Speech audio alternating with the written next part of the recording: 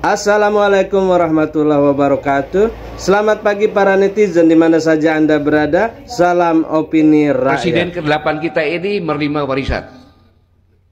Terima warisan. Warisannya adalah luar biasa. Selama kurang lebih 10 tahun menambah hutang 15.000 kurang lebih. Warisan kedua, dijualnya sumber daya alam ke Tiongkok yang tidak meningkatkan APBN. Bahkan sumber dayanya hilang.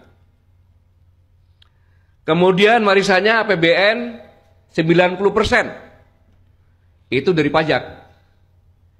Jadi ternyata untuk hidup bernegara di negeri ini hanya bertompang atau rakyat yang menanggung. Ini sangat luar biasa. Kemudian infrastruktur, banyak proyek yang mangkrak, bandara, bahkan waduk-waduk juga banyak yang mangkrak. Ini mengakibatkan kesenjangan sosial yang sangat luar biasa. Ini adalah warning bagi kita semuanya. Kemudian menonjol lagi ini, bahwa pada tahun 2017 judi online itu hanya sekitar 2 triliun, tetapi 2023 sudah lebih dari 350 triliun. Itu yang main judi itu masyarakat bawah, bukan masyarakat menengah. Mereka sudah kekurangan, tidak ada kerjaan, nganggur, bakar uang. Sehingga banyak mungkin Bapak Ibu sekalian yang dimintain oleh orang dekatnya atau pembantu, kemudian minta bantuan, kemudian ada di tempat saya yang bekerja, akhirnya dia cerai karena mengumpulkan duit untuk beli Grab, ternyata suaminya pulang, Grabnya udah jual, hanya untuk judi online. Ini suatu hal yang sangat menyedihkan. Ini kan tanda-tanda bahwa kemiskinan dan pengangguran.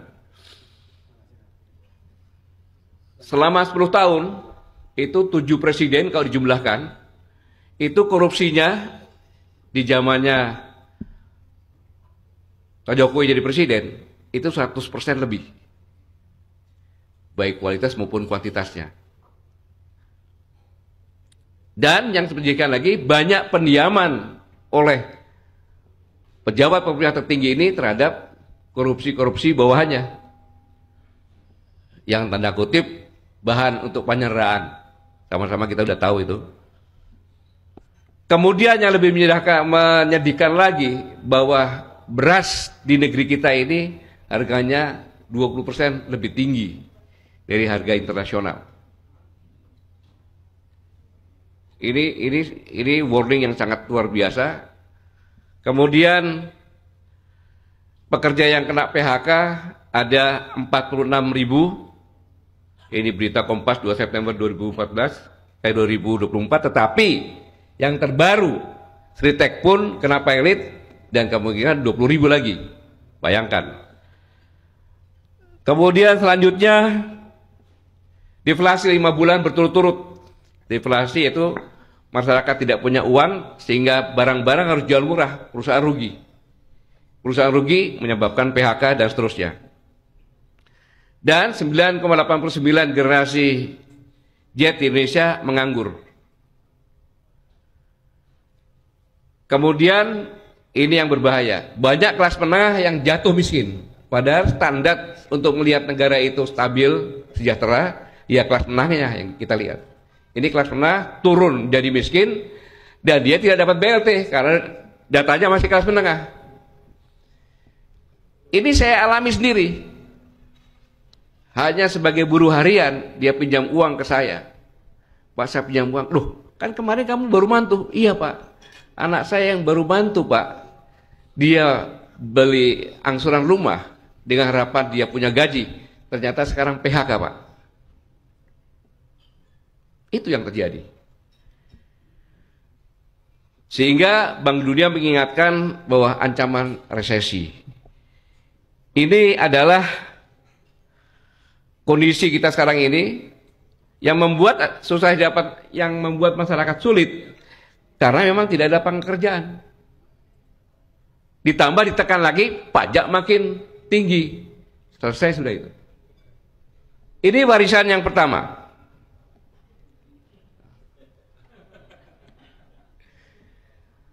Sekarang Bapak Ibu sekalian, kalau Bapak Ibu sekalian menjabat di suatu instansi, baru-baru menjabat, kemudian Bapak berdiri dengan wakil Bapak yang baru juga, Bapak bicara terus memberikan kesempatan, ini wakil saya akan memperkenalkan diri.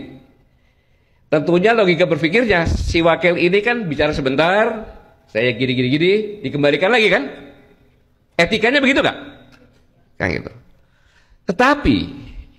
Tetapi ada yang sangat tidak beretika. Karena memang kenapa tidak beretika? Karena dia di atas angin. Ketika sang paman menyampaikan, alhamdulillah salah satu sudah bisa selesai, batas umur minimal sudah selesai, tinggal batas umur maksimal. Bisa terjadi yang umur maksimal ini tidak bisa maju sebagai presiden. Ingatkan itu kan? Itu berarti sang paman mengancam. Sehingga besoknya, pada saat itu Pak Prabowo mendeklarasikan di rumahnya tanpa dihadiri oleh wakil. Karena harus menunjukkan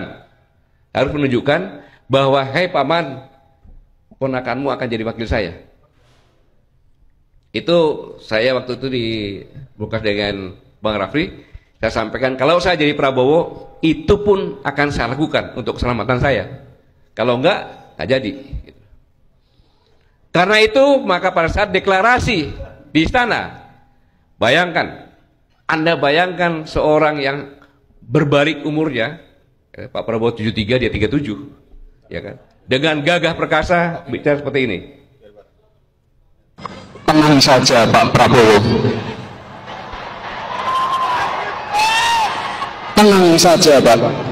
Saya sudah ada di sini.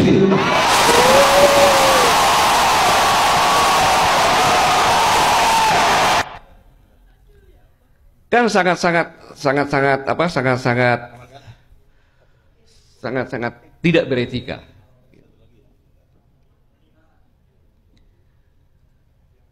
Maka timbul pertanyaan, mengapa kok terjadi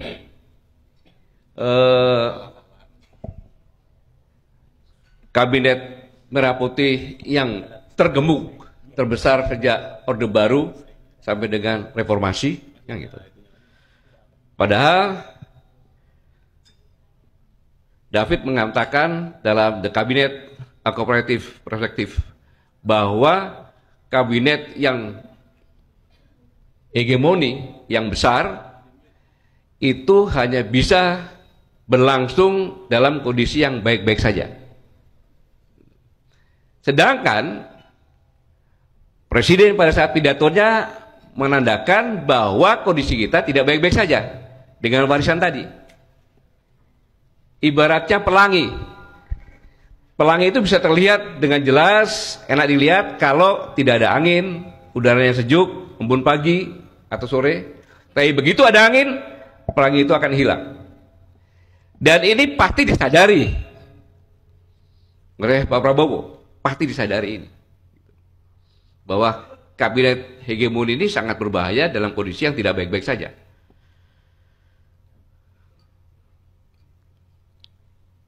Tapi Ansel dan Gates juga menyatakan bahwa collaborative governance ini adalah bahwa pemerintahan dalam suatu negara sangat kompleks. Saya ulangi, pemerintahan dalam suatu negara sangat kompleks sehingga diperlukan lembaga-lembaga negara untuk bersatu sebagai motor bekerja sama dengan akademisi, ekonomi, para pemuda, semua lapisan masyarakat untuk menentukan kebijakan. Latar belakang inilah mungkin sehingga ke Magelang. Di samping tadi gambar yang satu tadi. Karena apa? Kalau gebuk ini pasti akan terjadi friksi-friksi. Friksi-friksi nanti bisa terjadi perpecahan. Dan friksi itu udah mulai terlihat.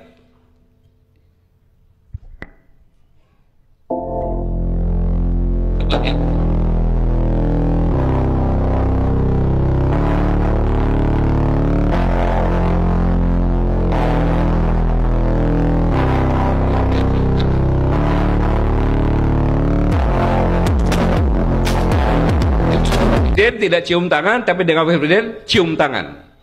Ini udah tanda-tanda seperti yang tadi Bung Rocky Gerung sampaikan. Friksi terjadi, bisa terjadi politbiro nanti dalamnya, organisasi dalam organisasi. Tetapi memang keharusan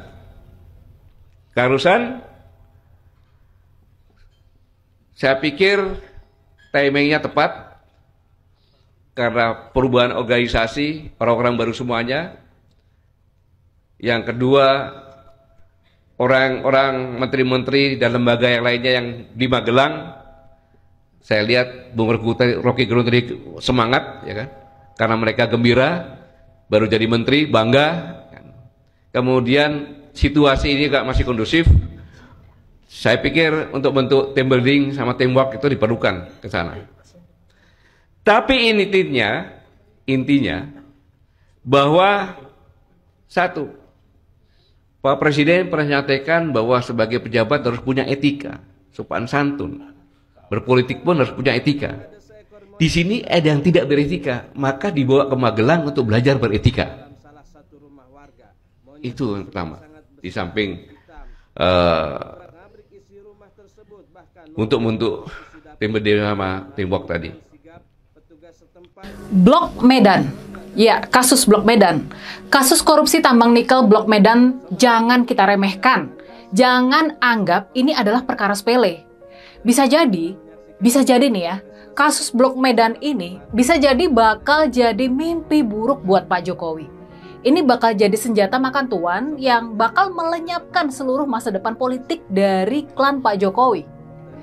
Makanya, jangan anggap remeh kasus Blok Medan yang diduga melibatkan anak dari Pak Jokowi, yakni Mbak Kahiyang Ayu dan juga suaminya, calon gubernur Sumatera Utara, Bobi Nasution. Dalam dunia politik yang kejam, kejadian kasus korupsi seperti Blok Medan ini yang awalnya cuma kicauan dari terdakwa korupsi, ini bisa berkembang jadi skandal besar. Dan yang lebih sadis lagi nih, ini bisa jadi yang lebih sadis lagi. Kasus Blok Medan bisa jadi bakal dipakai buat menyandera Pak Jokowi supaya nggak macam-macam lagi. Supaya dia ini nggak cawe-cawe lagi dalam urusan pemerintahan ke depan. Sebagaimana hidup secara umum, politik punya ironinya sendiri. Politik punya tragedinya sendiri. Politik punya karmanya sendiri. Dan bisa jadi kasus Blok Medan bakal jadi karma buat Pak Jokowi. Dia yang selama ini menggunakan kasus-kasus hukum buat menjerat para politikus supaya mengikuti semua keinginannya. Dia yang selama ini memakai kasus-kasus hukum buat menyandera para politikus kita. Pada akhirnya, dia bisa terkena batunya. Senjata bisa berbalik, senjata bisa makan tuan. Kasus Blok Medan bisa menyandera Pak Jokowi di masa depan. Kalau misalnya nih Pak Jokowi mulai macam-macam sama penguasa, bisa jadi Mbak Kahiyang dan Mas Bobi bakal dipanggil oleh Komisi Pemberantasan Korupsi buat dimintai keterangan seputar keterlibatan mereka dalam kasus Blok Medan ini. Lalu kalau misalnya Pak Jokowi macam-macam lagi, bisa jadi Mbak Kahiyang dan Bobi bakal dijadikan tersangka. Cucu-cucu dari Pak Jokowi bisa jadi bakal kehilangan pendampingan dari orang tua mereka. Politik memang bisa jadi bakal sesadis itu. Makanya, jangan kita anggap remeh kasus Blok Medan ini. Kasus Blok Medan bisa menjadi tragedi hidup dari keluarga Pak Jokowi. Dan makanya juga, catatan penting kita, bisa jadi kasus-kasus seperti kasus Blok Medan inilah yang membuat Pak Jokowi jadi nggak bisa berhenti. Dia nggak bisa turun dari singgasana kekuasaan secara soft landing. Pak Jokowi dan keluarganya hanya mungkin buat nggak tersandera kasus Blok Medan bila mana mereka tetap punya kekuasaan yang masih cukup besar.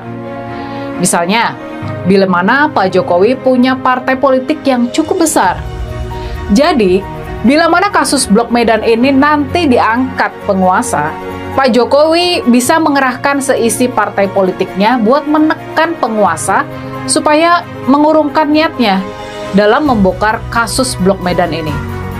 Dan lingkaran setan saling sandera menyandera ini bakal terus berlangsung, bagai roda yang terus berputar, tiada habisnya. Tentunya apa yang bakal terjadi di masa depan bakal sangat ditentukan sama bagaimana Pak Prabowo menyikapi semua persoalan sandera menyandera kasus ini. Apakah Pak Prabowo bakal melanjutkan permainan ala Pak Jokowi? Apakah Pak Prabowo bakal menghentikannya? Ataukah Pak Prabowo bakal membiarkan hukum bekerja tanpa intervensi dari kekuasaan? Buat kita yang ingin Indonesia maju, jadi sejahtera, jadi adil dan makmur, pastinya kita semua menginginkan hukum dijalankan tanpa tebang pilih. Kita ingin hukum yang independen dan adil. Kita ingin ada kepastian hukum. Kita ingin ada perlindungan hukum buat rakyat. Kita ingin semua kasus korupsi diusut tanpa pandang bulu. Kita ingin semua koruptor ditangkap dan dipenjara tanpa pandang bulu. Tapi, mungkinkah kedaulatan hukum itu terwujud di negeri kita tercinta? Mungkinkah kedaulatan hukum terwujud di era pemerintahan Pak Prabowo? Mungkinkah?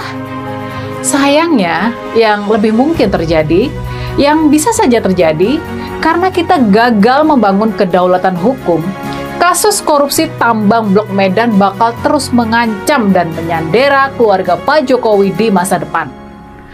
Pak Jokowi dan keluarganya bisa jadi bakal menerima karma itu.